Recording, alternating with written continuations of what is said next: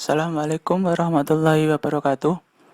Ketemu lagi ya dengan saya, Zainal Abidin. Selama masa WFH ini, kalian harus belajar di rumah dan kita nggak bisa tatap muka dan praktek secara langsung gitu ya, di bengkel. Jadi kalian harus tetap bersabar dan biasakan mendengar suara saya yang mungkin agak kurang enak ini. Disabar-sabarin aja telinganya. Oh ya, langsung saja ya. Minggu kemarin, kalian dapat tugas 2 buah soal, yaitu yang pertama itu rangkaian full pneumatik, yang kedua itu rangkaian elektropneumatik. Untuk soal pertama, tak bacakan dulu. Buatlah rangkaian full pneumatik untuk alat pemindah barang dengan menggunakan 2 tombol untuk memindah ke atas dan ke bawah. Jadi di soal nomor 1, kuncinya adalah full pneumatik 2 button atas bawah. Jadi di sini kalian boleh pakai 2 valve, 1 valve. 2 valve boleh, 1 valve boleh. Kalau 2 valve berarti 2 silinder. 1 valve berarti 1 silinder gitu ya. Terus silindernya itu boleh yang single, boleh yang double. Untuk yang kedua, buatlah rangkaian elektropneumatik untuk alat gergaji kayu dengan beberapa tombol dan ketentuan sebagai berikut. Yang pertama itu 1 tombol toggle untuk mengunci kayu agar tidak mudah bergeser. 1 tombol toggle pengunci untuk menyalakan gergaji potong.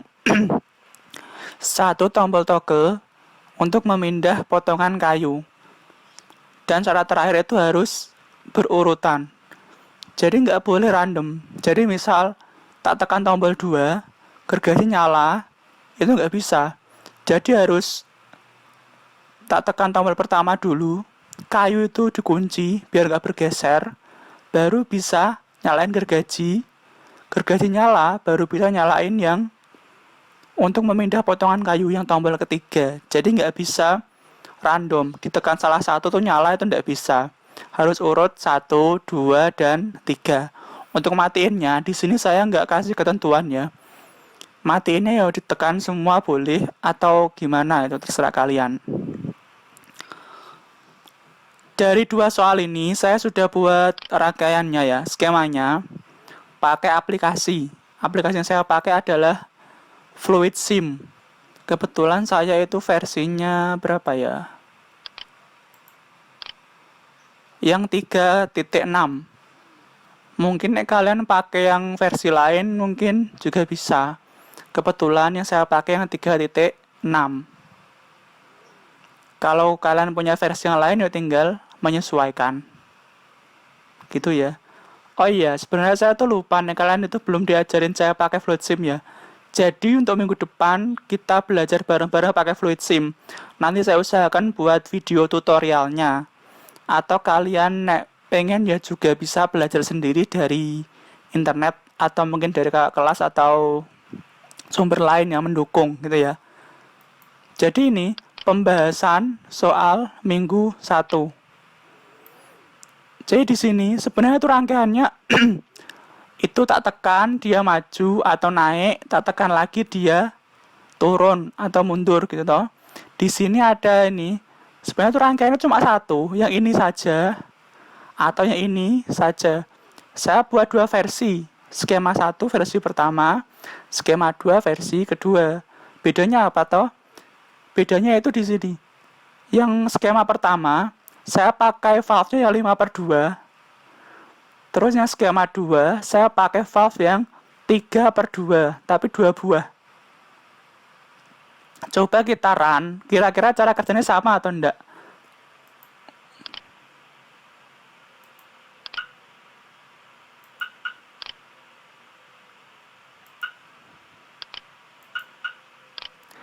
Lah di sini ternyata cara kerjanya itu sama. Kalian boleh pakai salah satu ya, yang kiri ini skema 1 boleh, atau yang kanan ini skema 2. Tapi harusnya di industri itu kan pakainya itu yang paling apa ya? Yang paling budgetnya kecil, Yang paling murah itu yang mana? Atau yang paling ada di mana? Yang paling ada di sana itu apa? Maksudnya itu ya.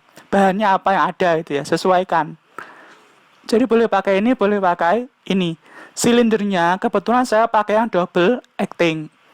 Misal kalian pakai single ya boleh. Nanti ini pakainya yang itu apa namanya, yang toggle. Jadi toggle tak tekan, tek gitu, dia nyala terus. Toggle-nya tak lepas, dia kembali. Tapi kan di soal ini itu kan pakai 2 tombol. Kalau pakai 1 tombol, kalian bisa pakai yang toggle. Tapi berhubung pakai 2 tombol ya kalian pakai yang push button biasa. Berarti boleh pakai ini, boleh pakai yang ini. Kalau ini saya pakai yang 3/2 valve-nya. Penggeraknya yang satu itu pakai button, push button tepatnya. Satunya pakai spring. Ini juga sama. Kenapa dipakai spring toh? Misal nggak tak pakai spring, kalian dulu kan masih inget ya, kalau silinder double acting itu dia itu nggak bisa mundur sebelum yang maju itu dilepas, gitu toh. Makanya tak kasih spring biar sekali tekan dia langsung kembali. Ini dia kembali lagi toh ke semula. Kalau nggak tak kasih spring, nah dia akan gini terus. Nanti ini nggak bisa ditekan, dia nggak bisa mundur. Makanya harus dikasih spring biar dia itu mundurnya otomatis, biar dia itu sekali tekan lepas sendiri gitu loh. Valve-nya itu dia lepas sendiri gitu ya. Berarti soal nomor 1 itu penjelasannya seperti itu. Yang tak pakai itu ada ini sumber angin, terus ini ada air supply unit, terus ada valve 5/2 1 buah dan silinder double acting 1 buah. Atau yang skema 2, yang apa ya istilahnya, penggantinya atau pilihan lainnya itu pakai yang valve 3/2 2 buah, buttonnya juga 2, terus silinder double acting 1 buah. Cara kerjanya sama, tapi cuma valve-nya aja yang beda. Satunya 5/2, satunya 3/2 gitu ya. Ini soal yang pertama. Semoga kalian bisa cukup paham dengan cara kerjanya. Langsung ke soal nomor 2. Di soal nomor 2 itu kan syaratnya pakai 3 button pengunci atau toggle. Cuma itu aja tuh, terus urut gitu loh. Entah kalian pakai relay, pakai apa ya, timer atau apa itu kan tidak disebutkan. Kebetulan di sini ini itu mewakili yang pengunci kayu. Ini mewakili yang gergaji. Ini mewakili yang geser untuk memindah setelah kayu dipotong terus dipindahkan gitu. Jadi ini tak tekan, tek dia maju, dia ngunci. Kayunya terkunci biar nggak lepas. Terus baru ini tak tekan, gergajinya itu turun atau motong. Setelah terpotong baru ini tak tekan, hasil potongannya itu baru digeser atau dipindah gitu ya. Jadi harus urut dari ini 1, 2, 3. Nggak bisa random, ini dulu atau ini dulu. Ini dulu boleh deng, ini dulu atau ini dulu itu nggak boleh. Jadi harus ini ditekan, ini aktif, ini ditekan baru aktif, dan ini yang terakhir baru aktif. Nggak boleh random gitu. Terus syaratnya itu di situ, di soal itu pakai 3 button ya. Pakai 3 button yang toggle nih, toggle 1, toggle 2, toggle 3. Saya kasih nama on penjepit, on gergaji, dan on geser. Terus syaratnya kalian perlu ingat, yang D syaratnya harus berurutan. Kalau tidak ada syarat D, berarti kan bisa ditekan mana aja. Tapi berhubung ada syarat D, jadi harus ada pemicunya. Jadi gini maksudnya, ini tombol kedua harus dipicu oleh sesuatu dari 1, baru dia kerja. Ini juga sama, ini dapat ditekan jika dapat pemicu dari button 2. Lah, pemicunya itu apa toh? Triggernya itu apa? Lah, di sini triggernya saya pakai LS atau limit switch, sensor mekanik, sensor yang bekerja karena ada tekanan, gesekan dan sebagainya. Jadi saya pakai LS-nya di sini. LS-nya ini di ujung ya, ketika dia maksimal mentok, tek gitu. Jadi ketika dia mentok, baru LS-nya ditekan. Ini penempatan LS-nya di sini. Intinya itu pas ini ke luar, pas mentok. Gitu ya. Cara taunya ini pas mentok di mana? Ini kan max stroke-nya itu 5. Lah ini LS-nya tak taruh di 5. Berarti dia itu pas maksimal. Jadi max stroke itu maksudnya itu silinder pas mentok, pas ujung. Lah di sini tak kasih 5, berarti silindernya itu pas di 5. Kalau pas silindernya pas dia masuk, berarti ya 0. Coba tak ganti 0, terus tak oke. Silindernya dia pindah ke sini. Ini dia pindah ke sini. Berarti dia itu pas mundur. LS-nya pas mundur. Padahal kita butuhnya, itu kan triggernya itu pas ini nyala. Pas penjepitnya maju, baru ini bisa ditekan. Makanya kita pakai LS-nya itu di max stroke-nya sini 5. Berarti kita edit labelnya itu sini juga LS-nya di 5. Untuk max stroke-nya ini udah otomatis dari sana ya 5. Maksimalnya 5. Gitu. Sampai sini mudeng ya. Terus ini juga sama, LS2 itu tak taruh di ujung dari gergaji. Jadi pas gergajinya sampai ujung mentok, habis baru ini bisa gerak, bisa dipakai gitu ya. Coba saya run dulu. On penjepit tekan, penjepitnya nyala. Setelah penjepitnya nyala, baru gergajinya bisa nyala. Setelah 2 ini nyala, setelah terpotong asumsinya, berarti tak on dia bergeser. Untuk matiinnya ya boleh satu-satu gini boleh. Atau langsung dari sini juga boleh. Karena triggernya itu di sini, berarti harusnya ini tak tekan dia mundur semua harusnya. Gitu ya. Misal tak tekan ini dulu, gergajinya tak tekan dulu, kira-kira bisa apa enggak? Coba ya.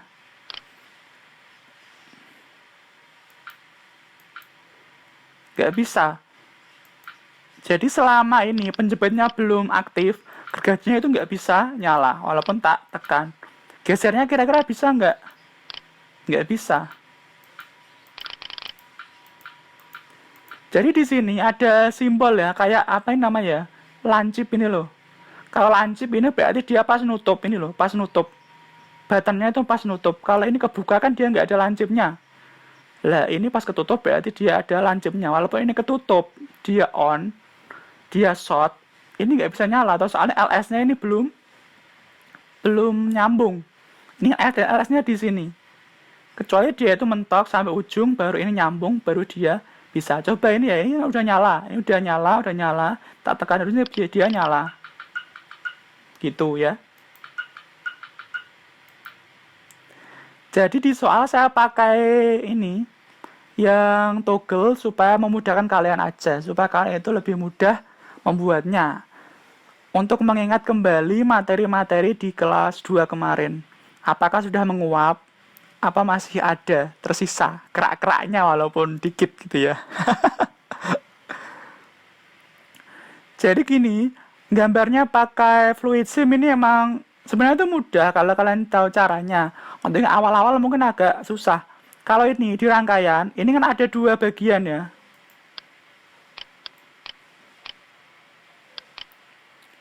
Ini yang rangkaian apa namanya pneumatiknya, ini yang rangkaian elektrikalnya. Kalau sekilas ini kan terpisah. Ini kan nggak nyambung sama ini. Ini elektrikalnya sendiri, ini pneumatiknya sendiri.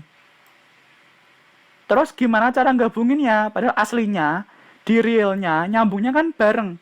Ini ya disambung gitu toh. Kita pakai istilahnya itu label. Ini loh ada label nih sol 1 berarti sol 1 ini label.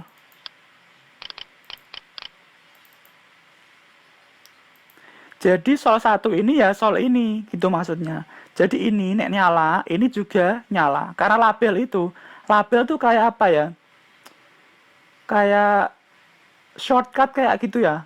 Intinya tuh jika ini nyala juga itu, nyambung gitu.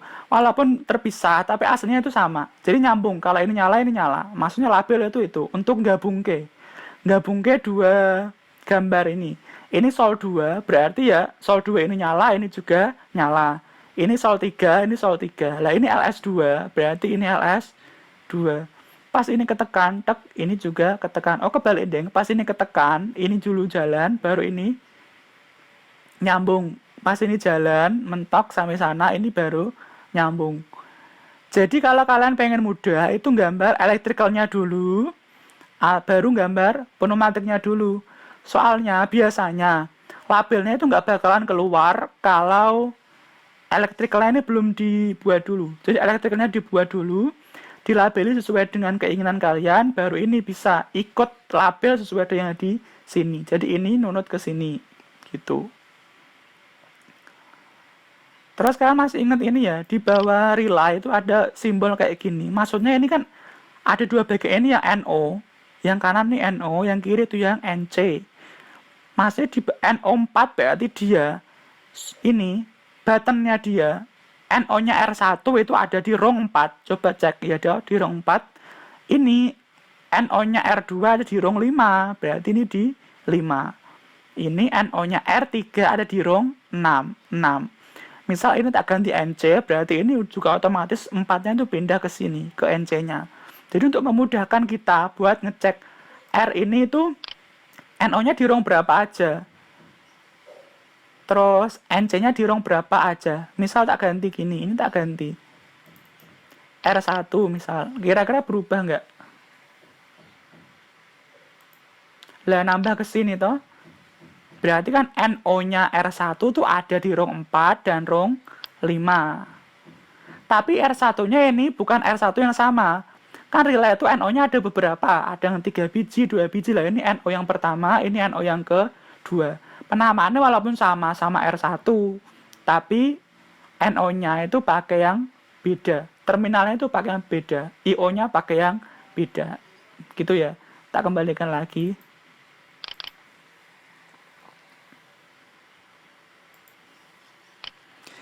Jadi cara memunculkan labelnya itu tinggal di double klik itu di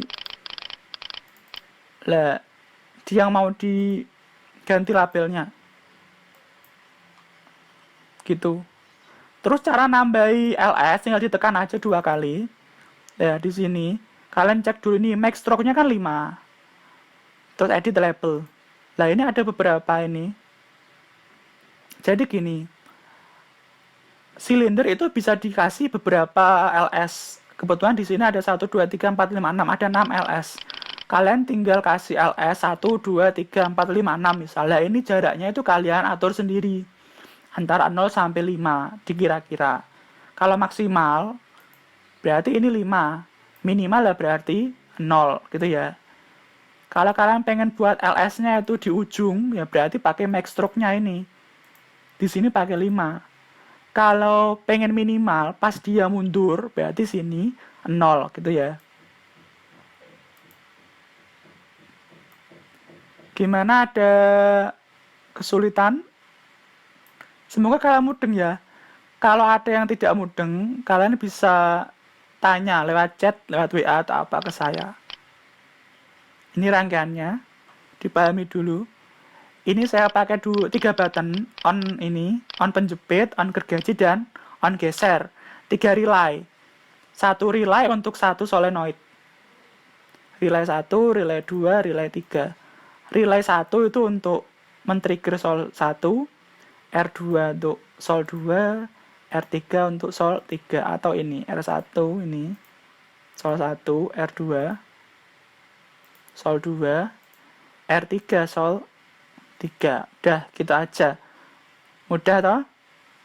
Pasti kalian udah mudeng ya. Alhamdulillahirabbil alamin. Begitu dulu ya penjelasan saya. Jika ada yang belum mudeng, kalian bisa tanya di kelas. Jika kelas dibuka lagi minggu ini atau minggu depan. Sekian dulu. Assalamualaikum warahmatullahi wabarakatuh. Oh iya, tetap jaga kesehatan, jaga protokol kesehatan. Tetap pakai masker, waktu kemana-mana, jaga kebersihan, sering cuci tangan, dan jangan lupa ibadahnya ya. Terima kasih. Assalamualaikum warahmatullahi wabarakatuh.